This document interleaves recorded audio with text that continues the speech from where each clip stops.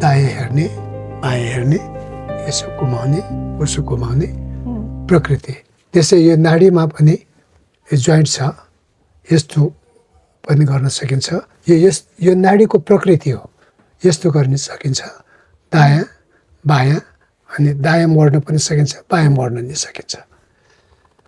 Stretch exercise गर्ने joint अनुसारको, जोइन्टको प्रकृति अनुसारको 3-3 पटक गर्ने कि 5-5 पटक गर्ने, 10-10 पटक गर्ने, आफ्नो स्वास्थ्यको अवस्था अनुसार, आफ्नो समय तालिका अनुसार गर्न मिल्छ। यो चाहिँ फिजिकल हेल्थको लागि सबै। अब घुँडा छ, यो एङ्कल छ, खुट्टाको औँला छ, यो हातको औँलाहरू छन् होइन, यो सबै जोइन्टहरू शरीरमा रहेका सबै जोइन्टहरूलाई त्यो जोइन्टको प्रकृति अनुसार स्ट्रेच एक्सर्साइज गर्ने अनि प्राणायाम गर्ने।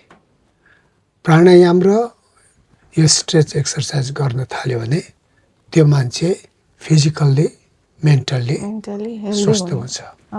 स्पिरिचुअली स्वस्थ हुनको लागि चाहिँ हामी कसरी गर्न मिल्छ? ध्यान गर्नुपर्छ, मेडिटेसन गर्ने। अनि स्पिरिचुअली स्वस्थ हुनलाई प्राणायामसँगै ध्यान पनि गर्यो भने स्पिरिचुअली पनि स्वस्थ हुन्छ मान्छेहरू।